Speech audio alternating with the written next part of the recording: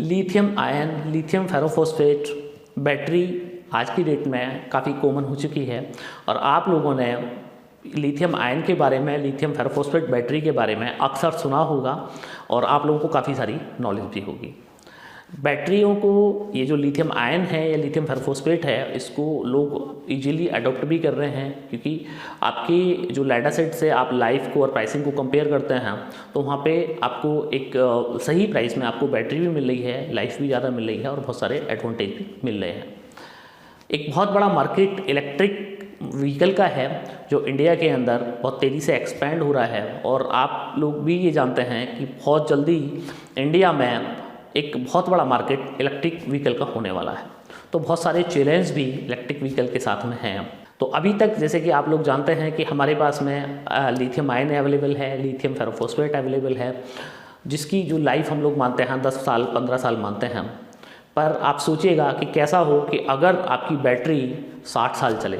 एक आम आदमी की उम्र जो है वो 60 साल होती है और एक आम इंसान की उम्र के बराबर एक बैटरी चले तो कितना बढ़िया प्रैक्टिकल होगा। तो फ्रेंड्स, ये सच है कि ऐसी बैटरी मार्केट के अंदर है, ऐसा सेल मार्केट के अंदर है जो कम से कम 50 से 60 साल आपको अनइंटरप्टेड आपको एनर्जी दे सकता है। तो फ्रेंड्स, आज इस वीडियो में मैं आप लोगों को बताने वाला हूँ कि ये जो सेल है लिथियम टाइटेनेट, ये आपको क्या इसकी अवेलेबिलिटी है, क्या इसके एडवांटेजेस हैं, क्या डिसएडवांटेजेस हैं, कितनी प्राइसिंग है, किस एप्लीकेशन में आप इसको यूज कर सकते हैं और इससे आप अगर अपनी ट्रेडिशनल बैटरी को रिप्लेस करना चाहते हैं तो आपको करना चाहिए या नहीं करना चाहिए।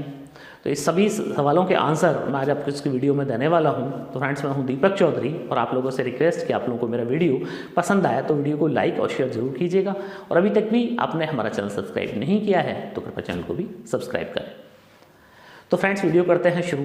जैसे कि आप लोग जानते हैं कि इंडिया के अंदर बहुत तेज़ी से इलेक्ट्रिक व्हीकल का मार्केट जो है वो डेवलप हो रहा है और बहुत सारी जो कंपनीज़ हैं उन्होंने अपने इलेक्ट्रिक व्हीकल्स भी मार्केट के अंदर लॉन्च कर दिया है।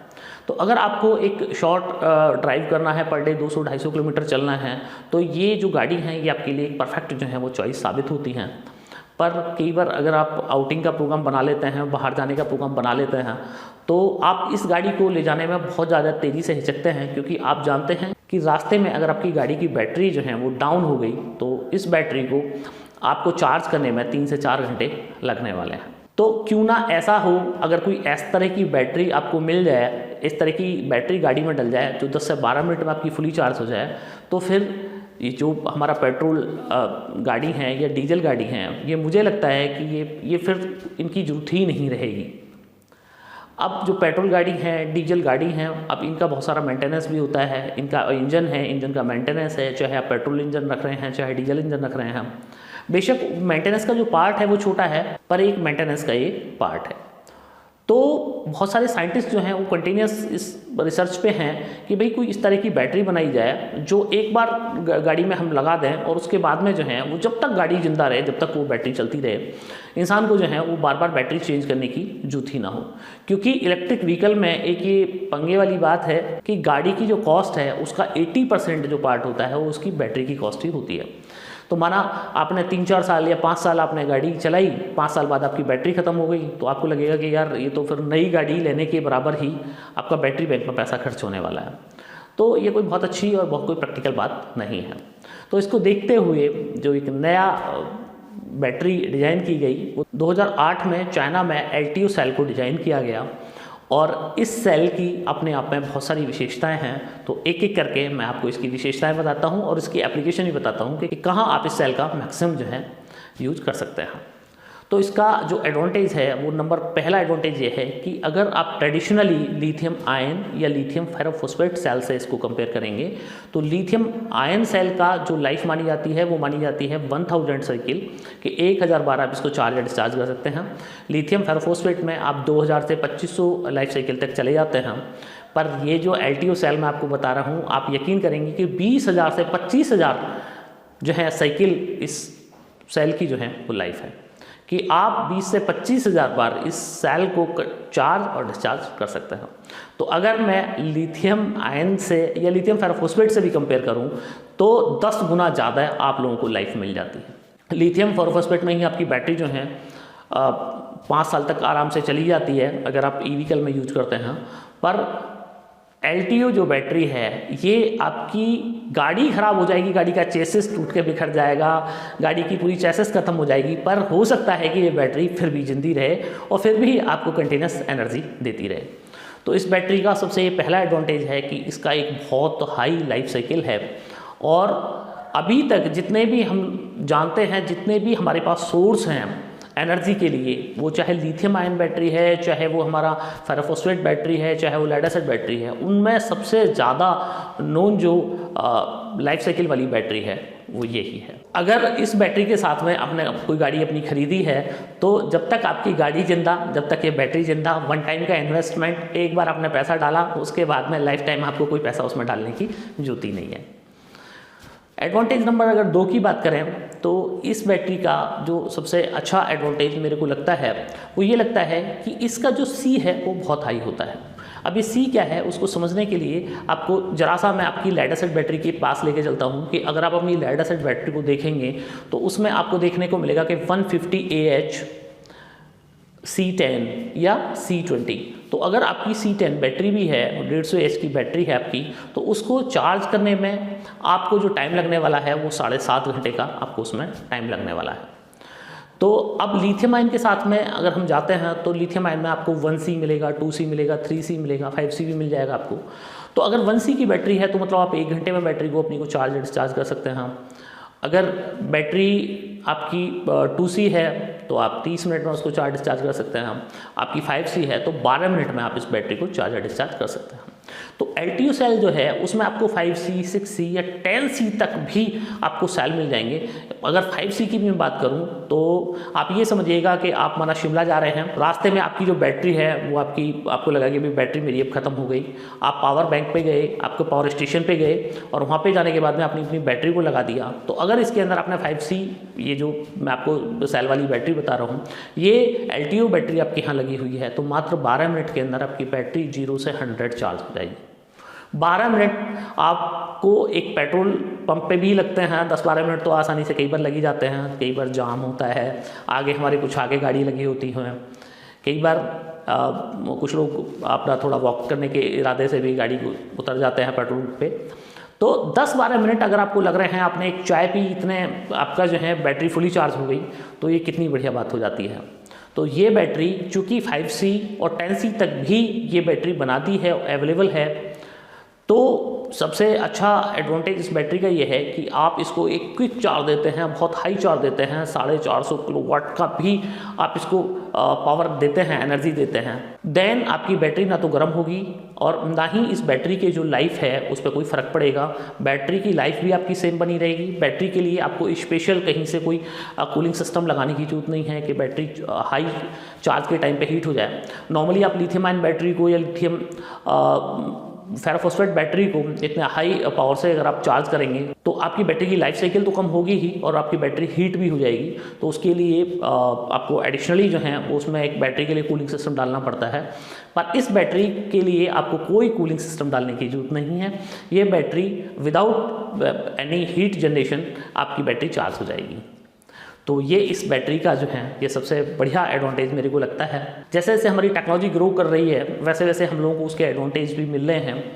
अब लिथियम आयन बैटरी जो अभी तक मार्केट में traditionally most of the vehicles में लिथियम आयन बैटरी को ही यूज करते हैं।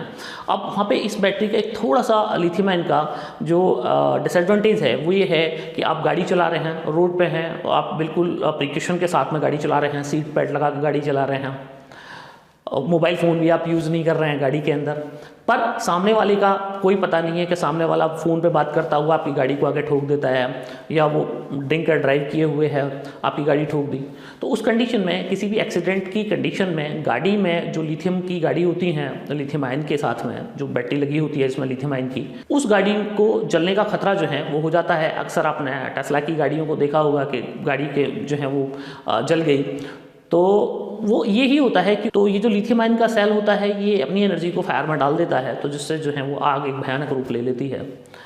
तो इस बैटरी का सबसे बढ़िया जो मेरे को एडवांटेज लगा वो भी ये लगा कि ये बैटरी आप इसको फायर प्रूफ कह सकते हैं।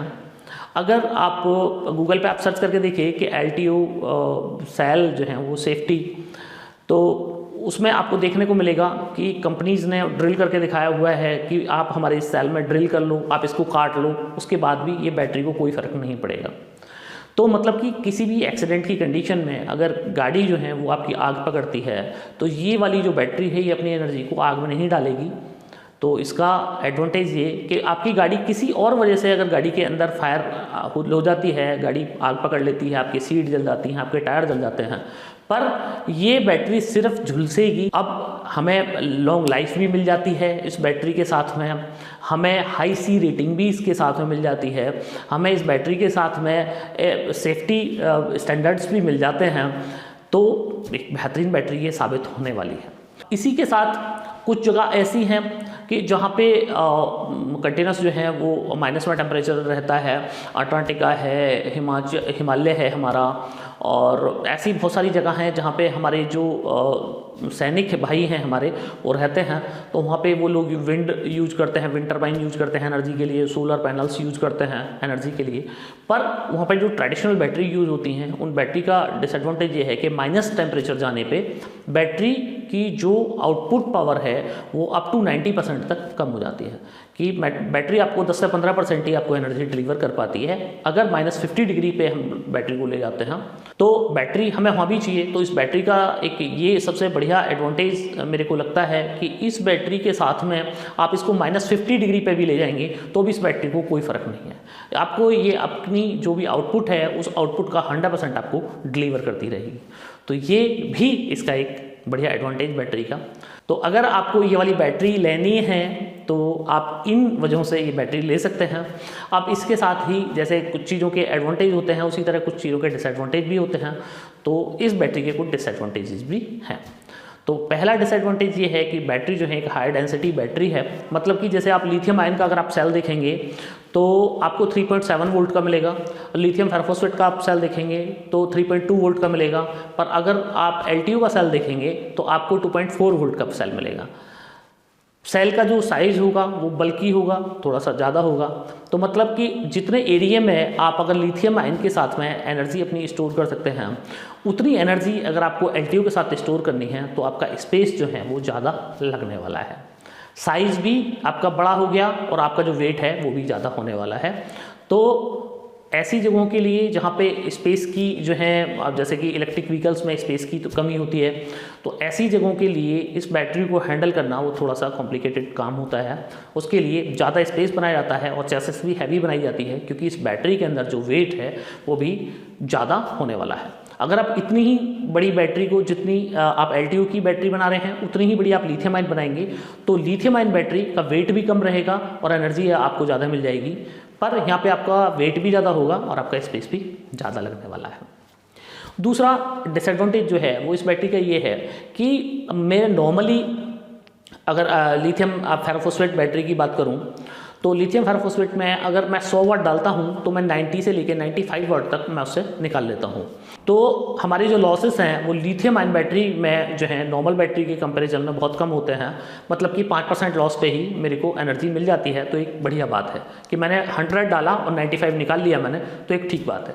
पर इस बैटरी के साथ में आपको यहाँ भी कंप्रोमाइज़ करने की आवश्यकता है कि अगर इसमें 100 वाट आप डालेंगे तो आप इससे मैक्सिमम 80 वाट ही आप इससे निकाल सकते हैं। तो मतलब कि 20% के लॉसेस जो हैं वो इस बैटरी में आपको देखने को मिलते हैं।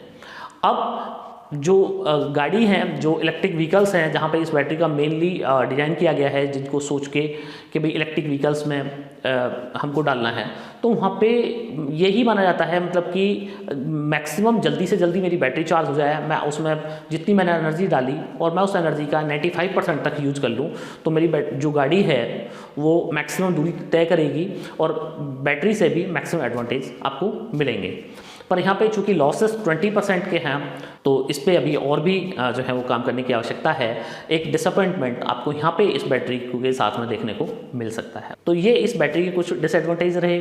अब बात है कि इस बैटरी की जो अवेलेबिलिटी है वो क्या है और प्राइसिंग क्या है। तो इस बैटरी की अवेलेबिलिटी ये है कि अगर आप लिथियम आयन को देखें तो LG बनाता है, सैमसंग बनाता है, बेक बनाता है, बहुत सारी कंपनीज बनाती हैं। फेरोफॉस्फेट पे आप जाएँ तो ये सारी कंपनियाँ बनाती हैं, FB टेक बनाता है। तो वो उसकी भी कोई अवेलेबिलिटी की कोई इशू नहीं है। पर यहाँ पे जो है, यहाँ पे कुछ ही कंपनीज जो हैं ऑल ओवर दी वर्ल्ड में मैं बात करूँ तो मुश्किल से 3-4 कंपनियाँ हैं जो LTO जो सेल है उसको बनाती हैं। चूँकि प्रोडक्शन लिमिटेड और डिमांड पूरी ऑल ओवर दी वर्ल्ड से, तो नेचुरल सी बात है कि अभी इसकी जो प्रोडक्शन है उसकी प्रोडक्शन को बढ़ाने की जो है वो आवश्यकता है। अब जैसे कि आप लोग जानते हैं कि लिथियम का जो पूरा मार्केट है वो बहुत ज़्यादा इन्वेस्टमेंट वाला मार्केट है, और LTO बैटरी को बनाने का जो अगर मैन्युफैक्चरिंग यूनिट की मैं बात करूं तो उसमें अरबों खरबों रुपए का इन्वेस्टमेंट होता है। और आप समझ रहे हैं कि वर्ल्ड में बहुत कम ही कंपनी इस तरह की होती हैं कि नए जो हैं प्रोजेक्ट्स में इतना हाई जो है वो अमाउंट वो डालती हैं। तो अवेलेबिलिटी में अभी जो है वो आपको थोड़ा सा कंप्रोमाइज़ करना पड़ सकता है। सिर्फ 2-3 ही कंपनियां हैं। तोशिबा बनाता है थोड़ा बहुत, एक चाइनीज़ कंपनी है तो वो बनाती है, मैं डिस्क्रिप्शन में आपको कंपनीज़ के नाम लिख दूंगा। तो 2-3 ही कंपनी चूँकि बनाती हैं, और इंडिया के अंदर अभी अवेलेबिलिटी की बात करूँ तो 0.1% ही अवेलेबिलिटी इस सेल की है। अगर आप चाहें कि भाई मुझे ये LTO जो है वो सेल चाहिए और मुझे उससे बैटरी बनानी है, तो आपको कुछ टाइम देना पड़ेगा। आपको जो यहाँ पे इंपोर्टर हैं उनको कांटेक्ट करना पड़ेगा, वो आपको इंपोर्ट कर देंगे। पर आपको 2-4 सेल चाहिए तो देखो कोई भी 2-4 तो सेल नहीं इंपोर्ट करेगा। अगर आपको एक क्वांटिटी में चाहिए तो कोई भी इंपोर्टर आपको इंपोर्ट करके दे देगा।